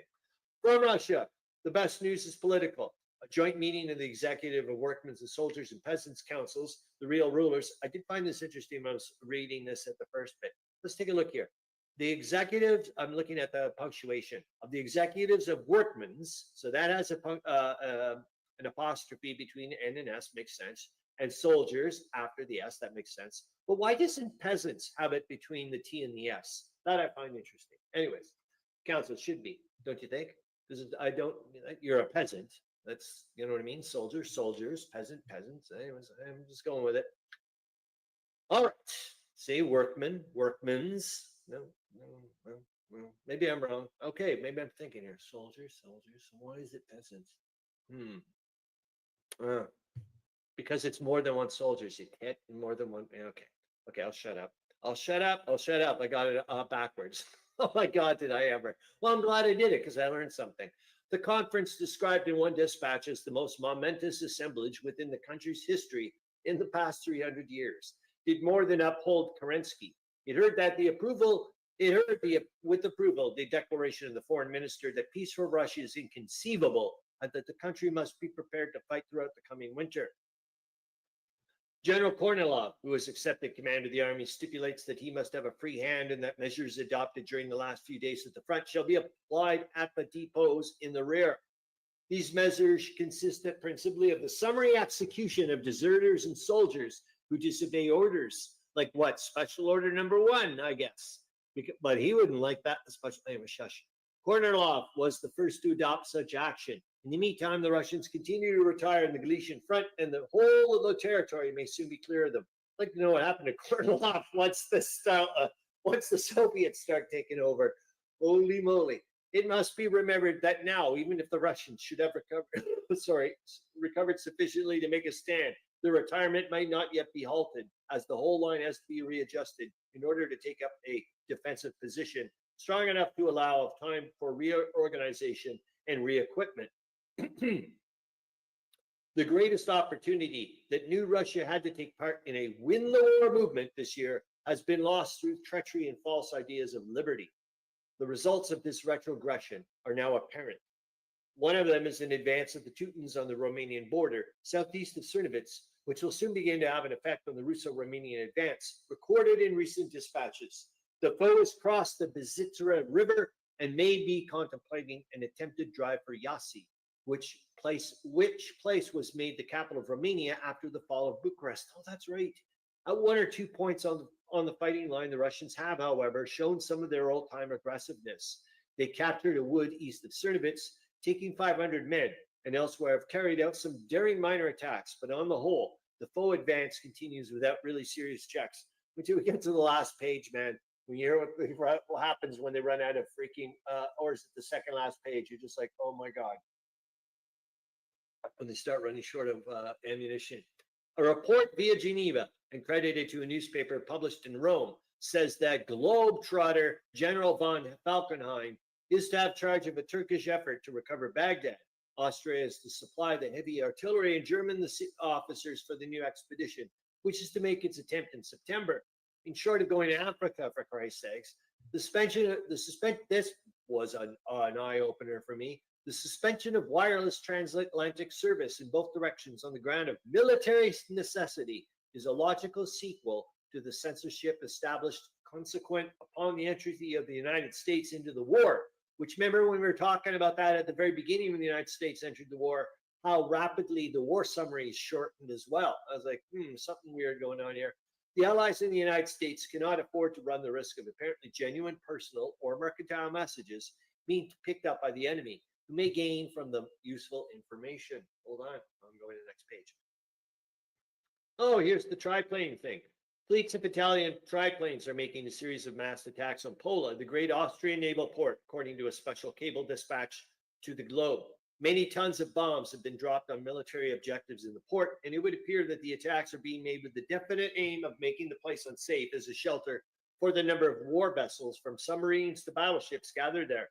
Perhaps some of the ships may be forced out to give battle to Allied fleets. It is claimed that much damage has been inflicted on the arsenals, docks, etc. by the Italian airships. There's been some lively fighting on the Italian-Julian front, with the advantage to our allies. The Canadians made another advance west of Lens during the night, which carries their outposts up to the main line of the enemy's defense on the railway embankment in that sector. Renewed German attacks on Hellebucke and the part of West Hoek held by the British, made with great determination, have failed. All the correspondents on the Western Front are commenting upon the desperation of the German attacks on the Ypres area. The only result so far has been to add appreciably to the heavy losses the enemy has already sustained. The Germans report the attacks were made by the British without success. Berlin is beginning to manufacture Allied failures. No fighting of importance is reported from the French front, though one interesting feature is noted, namely a German attack in Alsace, but of a minor nature. On the Flanders front, the weather is clearing, and General Haig reports a renewal of aerial activity in the course of which the British constructed many bombing raids. Russian forces are preparing to give battle between the Dniester and Pruth rivers, and on the Romanian frontier southwest of Tid-Bits are offering resistance. This is the testimony of Berlin, but the Russian reports still record retreats in some areas. It may be that the stern measures adopted by General Kornilov with the sanction of the Kerensky government and a growing realization of the fact that retreat is now saving our country or keeping them from being slaughtered by the Teutons or shot by other Russians are all having their effect in restoring the fighting spirit. Much ground has been lost. The war, so far as one may judge by the experiences in the past, has been prolonged for many months by the Russian retreat. Yep, blame the Russians. But if the Russians can hold now, their aid to the Allied attacks on the West Front will be invaluable.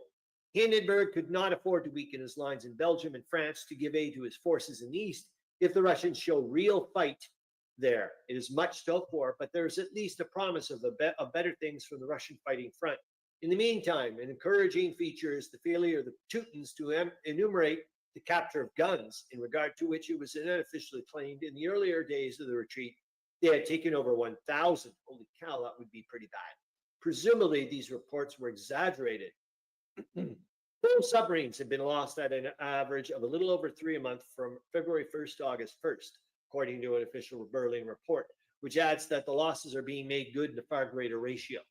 This is the first definite statement the Germans have made in respect to their U-boat losses, and it is difficult to say what reliance may be placed upon it in view of the British policy of silence on the fight against the subs.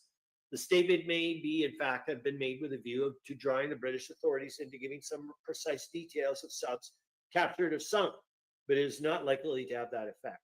On the other hand, it may have been forced in order to meet a growing demand in Germany for particulars regarding U-boats that never returned. Hold on. Sorry, that was the phone. All right, the statement may in fact have been made with a view to drawing the British authorities into giving some precise details of subs captured or sunk, but it is not likely to have that effect. On the other hand, it may have been enforced in order to meet a growing demand in Germany for particulars regarding U-boats that never returned. Dr. Richard von Kuhlmann, who succeeds the German Foreign Secretary Zimmermann, is described by a Hague newspaper as a vigorous opponent of ruthless submarine warfare, an anti-annexationist, and a disciplined disciple of the policy of doing everything possible to avoid further alienation of Great Britain. He believes that after the war, friendship between Great Britain and Germany is necessary to the latter. The newspaper doesn't go far enough. Germany is needed the friendship of every nation except those allied to her, but most of them will find it impossible to forget and forgive. Oh boy, are we ever going to see some juicy sentences in a minute. I was just like, I was loving this bit. Anyways, here we go. Germany is in need of the friendship of every nation except those allied to her, but most of them will find it impossible to forget and forgive. The scores that must be settled by the world's barbarian among the peoples are many and heavy. Zimmermann's resignation was made with that of 4 other ministers of state and 4 secretaries.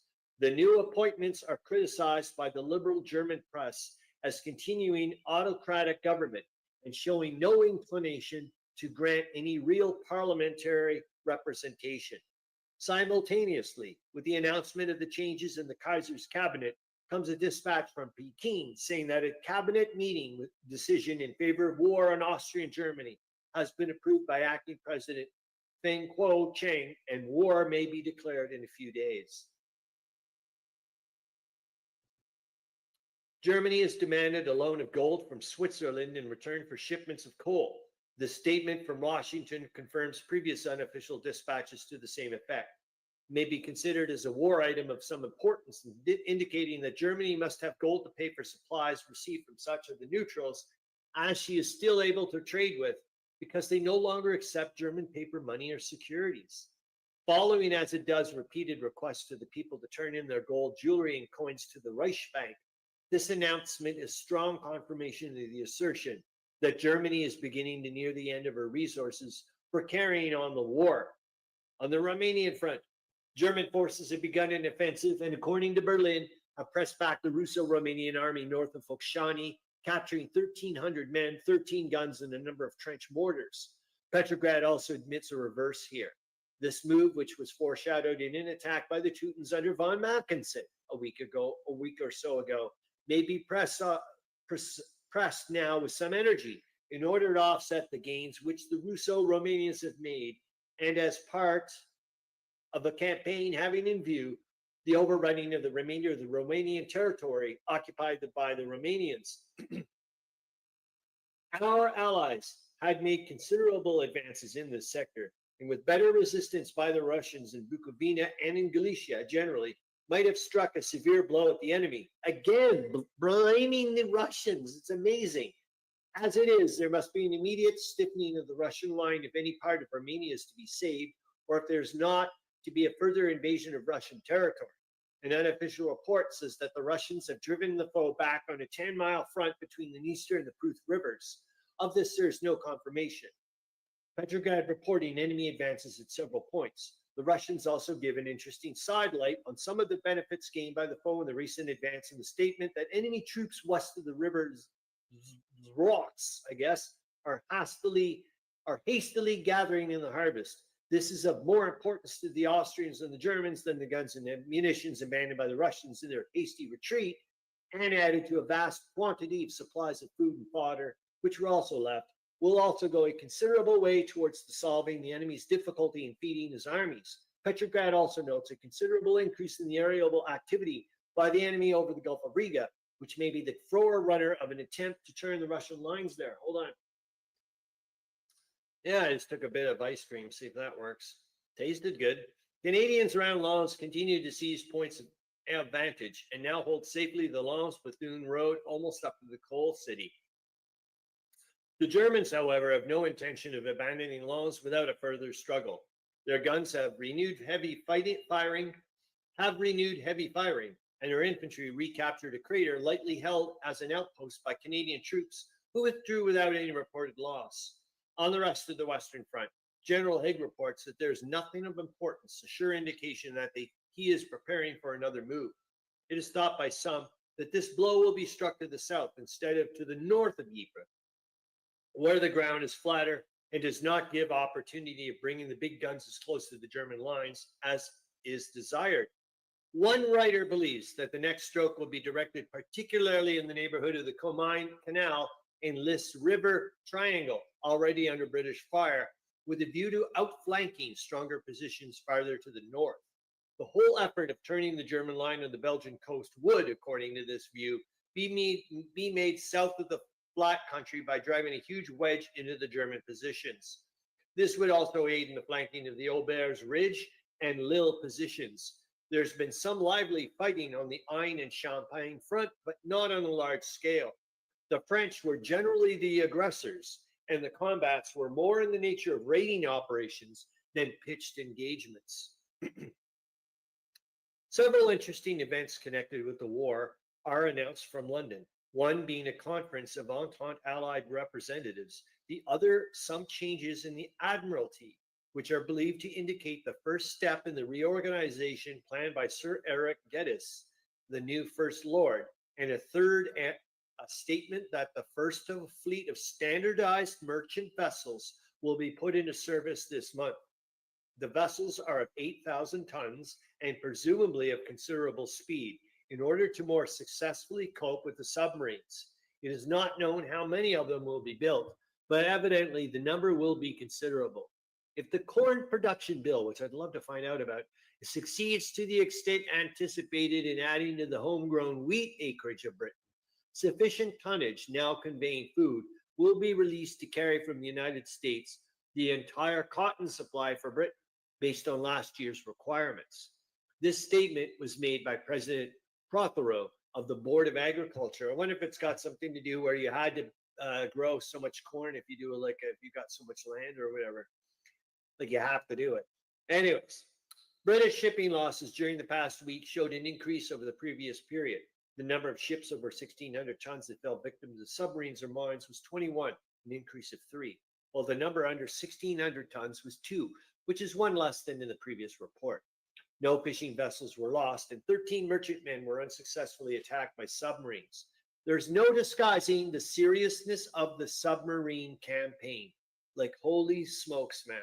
Well, you guys do try to disguise it, or at least the other guys do, but you still have to, it's that serious that you can't even, here we go.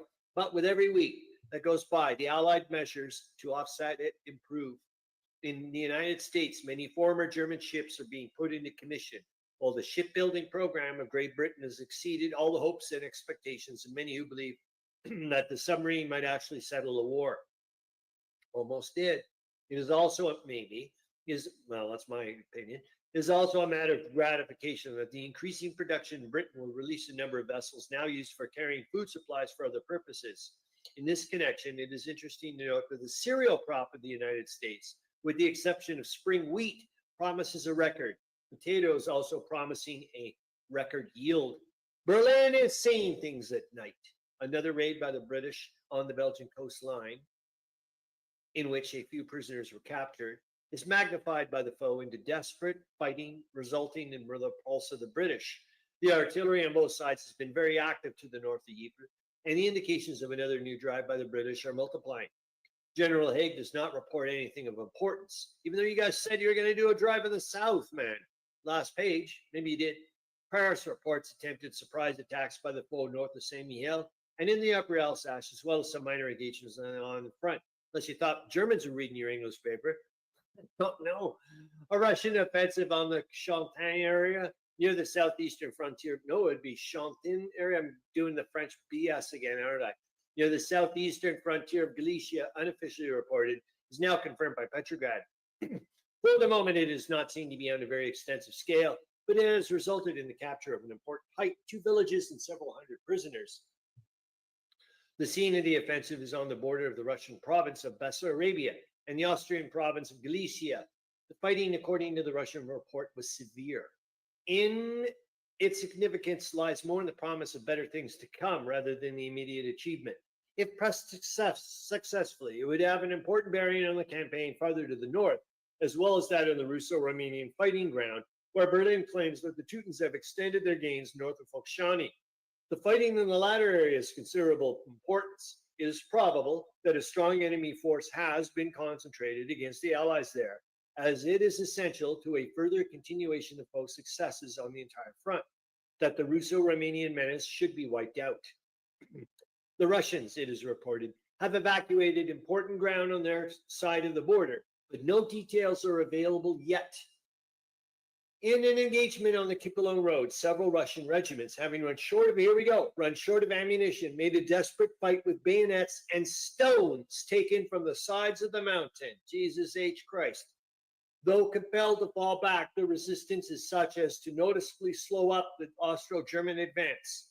At the first meeting of the new Russian government, Premier and Minister of War Kerensky urged that the cabinet concentrate all its energies on national defense and the organization of financial and economic affairs. Disquieting reports are in circulation as to Kerensky's health, which has always been poor, and now bids fair to break down under the terrific strain imposed upon it. So think about it like a game. Imagine that, with the counter, you'd have to the reduced side is now stone throwers. Oh my God, that'd be so neat. Anyways, from Palestine comes, in the last paragraph, from Palestine comes a British official report of very active trench warfare around Gaza on the road to Jerusalem, with intense bombardment of the Turkish trenches. It is possible that an early attack is contemplated here by General Allenby's force. The Turks have had plenty of time since the last fight in this neighborhood to strengthen their defenses and have probably received reinforcements and new supplies. There's never been any indication of the strength of the British forces in this area. And there we are. That's the end of it. Hope you have a great weekend, and I'll see you in a little while. All right. Bye. Thanks. All right, let's see how this goes. So this is the Arends translation attrition, or the ATA, for live stream 126, August 3rd to the 9th, 1917. And what in the world is the Arends translation attrition, or ATA? That is William Arends, one of our Mud Gluttons monster viewer and contributor, who goes through a bunch of German newspapers and finds relevant information for us and translates it. And here we go. So thank you again, William Arends, for your ATA. Translator's note: this week I'm sending you articles from the Hanover Courier. During the time of the German Empire, Hanover was a separate province of the Reich that had previously been its own kingdom with ties to the British monarchs. After the political realignment of the post-war period of World War II, Hanover became and remains the capital of the enlarged Bundesland of Lower Saxony, taking in the territories of Brunswick and Oldenburg, while the greater part of the new Bundesland was made from a part of the western provinces of Prussia, which had been abolished as a German state as part of the surrender of the German Reich to the Allies in 1945. My grandfather, Karl Rettberg, always saw himself as a Hanoverian, coming from the city of Einbeck, which had belonged for many years to the Kingdom of Hanover before it was taken over by Prussia in the 19th century.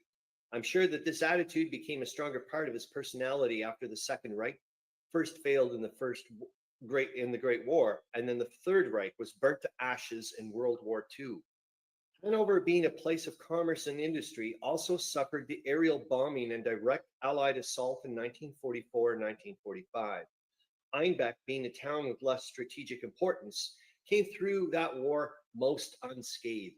And you know what we're going to do? We're going to go and take a quickie look at where in the world Einbeck and Hanover is, at least for me, because I didn't really have a clue. So hold on here. I'm going to stop the screen so you can see me without a. Let's see what happens. I think you may see me without this, without a shirt on, but that's just, it's extremely warm out. So sorry. That's just the way. You know what? I'm going to hit pause. You'll never have to see that. Hold on. All right, and there we go. So now I can show you this. So you can see at the beginning, up at the top, here's Hanover, and way down over here is Einbeck. I don't think you can see it here. So there we go. It's Einbeck right there. And there's Hanover. I just wanted to go back a bit. So if you can see it there, let's hold on. I'll get to it. So there, if you can see Einbeck's right there. I don't know if it'll be able to show it to you. I should have got it. There we go. Maybe a bigger arrow. And there's Hanover. I just wanted to get an idea. And we'll just zoom out and see where the heck Hanover and Einbeck are. So that's where Karl Rettberg is from, William Arends' grandfather. There's Dortmund. Now, oh, there's Dusseldorf. There's Essen. So there's all that area around where Harro Bosma is. And there's Berlin. So hopefully you guys can see that fairly well. I don't know. I hope you can. And there we go. All right. Just wanted to do that very quickly. And now I'm going to hit pause again and then go from there. Oh, here, I'll just zoom out a little bit more and get an idea. So there we are. So there's Hanover right there. All right. Hold on. Hopefully that went well. All right. We're back. Here we go. They include reports. The first articles are from the morning edition of the August 1st, 1917 issue. Did I even put that? Yes, I did. They include reports from various fronts from the high headquarters, the first of which was printed all in bold type. Oh, shoot. I'm so bloody sorry I didn't read that tiny bit, and I'm not going to redo it. Oh my God, I feel like such an ass. All in bold type, and a short message from the Kaiser about entering into a fourth year of the war. Oh my God, I'm sorry, William Arends. I didn't realize. I thought there was some kind of weird thing that had gone over with the copy and paste. I hope you don't mind. Anyways, we got the text, and let's. What should I do here? Can I redo it? Maybe I should, because I think that's important. Hold on. All right, I think I fixed it. Thank goodness. Anyways, here we go. Because I just wanted to make sure that I get it right from William Arends. Hanover Courier, the newspaper for Northern Germany. Hanover Advertiser, Hanover's latest news, morning edition. Hanover, Wednesday, August 1st, 1917. The first English attack in Flanders was repulsed. And let's, oh boy, I would love to try to correlate this with the texts, the information that we're getting from the war summary. My goodness, I'd love to see the differences of the same battles that they're talking about. I'm sure there's some way of doing this. Anyways, official report, evening report, Berlin, July 31st, evening official. The first assault by the English army advancing in Flanders today along a 25-kilometer front on both sides of Ypres has been repulsed. After varied and bitter battles, the enemy, attacking with superior forces in deep formation, has had to content itself with the possession of emplacements. That I would like to see. Is there some way of us discerning that's exactly what's happening from the war summary information? It'd be neat to see, because I mean, I know that they're gonna, hide what's actually, you get the idea. Okay, anyways. On the Chemin des Dames, a powerful attack brought us important high ground near Cerny and over 1,500 French prisoners. In the east, further fighting continued on both banks of the Dniester and Prut rivers, as well as in the Carpathian Mountains. The Austro-Hungarian Army report. Vienna, July 31st, officially reported. Eastern Theater of War. On both sides of the Kievan Valley, the enemy repeatedly attacked with strong forces. North of the valley, they were repulsed, making no progress. On the southern heights, they took possession of our forward trenches. In Bukovina, the Russians offered considerable resistance yesterday. The Allied troops are advancing, fighting east of the Jacobin Findel Moldovi Sheepolf line. And this is the neat thing, a clued in. When they mean the Allied troops, they mean their own Allied troops. They're not talking about what we think of Allied troops. I think that's so cool. And you'll see right here, boom, the divisions advancing beyond Kuti captured the upper Sereth. Between the Prut and the Dniester, the enemy was driven from its positions east of Swiaten and southeast of Zaleski in fierce fighting. Ottoman regiments stormed the enemy lines with proven valor. That's interesting to read as well. At the Zug's River, Austro-Hungarian and German troops forced their way to the eastern bank at numerous points along a 50-kilometer front. Successful shock troops operations were conducted in Volmia. Italian theater of war, nothing new. The Chief of General Staff. And now we're getting into the second article. Proclamation of the Kaiser to the German people at the beginning of the 4th year of the war. And here we go. 3 years of hard fighting lie behind us. With sorrow, we remember our dead. With pride, our warriors. With joy, all those who worked with heavy hearts, those who languish in captivity. Above all thoughts, however, stands the firm resolve that this fight of just defense will be brought to a successful conclusion. Our enemies stretch out their hands toward German territory, but they will never gain any of it. That does not deter us. We know our strength and are determined to use it. They want to see us weak and powerless at their feet, but they will not force us. They have met our words of peace with scorn. Thus, they have once again experienced how Germany knows how to strike and win. They still slander German deeds all over the world. Thus, we stand unshaken, victorious, and fearless at the end of this year. Severe trials may still be in store for us. We face them with seriousness and confidence. In 3 years of achievement, the German people have become steadfast against everything that hostile powers can devise. If the enemies wish to prolong the suffering of war, they will bear a heavier burden at the end of this war than they have borne up to now. Oh boy, that's got a lot of stuff into it. The way I'm looking at it that way, I'm wondering if that's kind of like their version of how they would, try to get compensation from our version of the Allies, or it's kind of like a foreshadowing, I think, of what's going to happen with the Versailles Treaty and the heavier burden of what's going to happen with World War II. That's why I'm looking at it. The homeland thanks those on the front lines for their tireless work. And I love this sentence at the very end. Just love it. We must still continue to fight and forge weapons. That is so cool. But let our people be certain that German blood will not be shed and their enslavement will not occur for the shadow of hollow ambition, but rather for a strong and free Reich in which our children will be safe. All our actions and thoughts shall be dedicated to this fight. Let this be the vow of this day.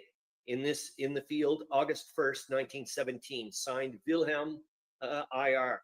From success to success. Wenzel Telegraph Bureau, Berlin, July 31st. After the catastrophic collapse of their East Galician front, the Russians have been making every effort in recent days to hold the higher positions east of the border river Zbruks and to form a southwesterly embankment from the town of Slaka on the Zbruks to the area of Kurlibaba in order to prevent a further collapse of the Carpathian front. I'd like to know how to pronounce that. Maybe I will later. This I found interesting because we are seeing this in the war summary where they start talking about the Russian collapse, retreat is happening, but oh look, they're making a few gains here and there, kind of thing. I just find this interesting. This resistance, for a time, seemed to delay the Allied advance, has now been broken. So this resistance, and see, yet again, they're talking about them.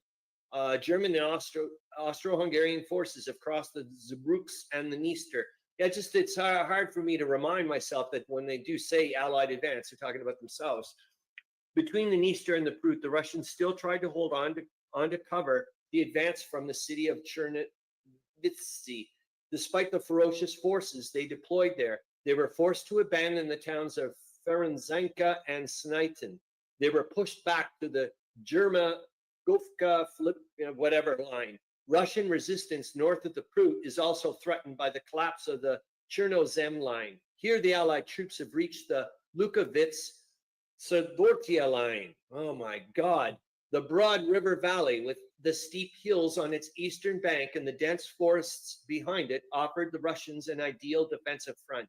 And my goodness, I'm sorry, that just had terrain effects written all over it for me in the game. And you can see the Der Weltkrieg where I'm like, okay, I got to put my units there and good luck to, with your -4 or whatever, -5, I think, or whatever to your, you got shush.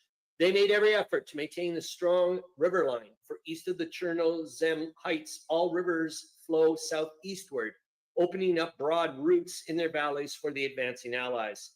This poses an ever-increasing threat to the southeastern flank of Chernozem, even more so as the advance continues unabated further south in the Carpathian valleys. In the steep wooded hills around the Sereth, Sukoveka, and Moldava valleys, the advance is extremely difficult due to the lack of connections to the rear elements, especially for the advance of the artillery. And I was thinking about Paul Heiderer there, and I was like, I wonder if he's got so many insights about, he probably does, about warfare in the mountains and the difficulties in trying to advance artillery in that area. Anyways, that's it. I'm going to bring it back to the top here. Hold on here and see if I can do it. You guys can see that little bit. That's it. Thank you very much, and I hope you guys have a great remainder to your weekend, and I'll see you for live stream 127. And thank you again, William Arends, for the Arends Translation Nutrition ATA. Thank you.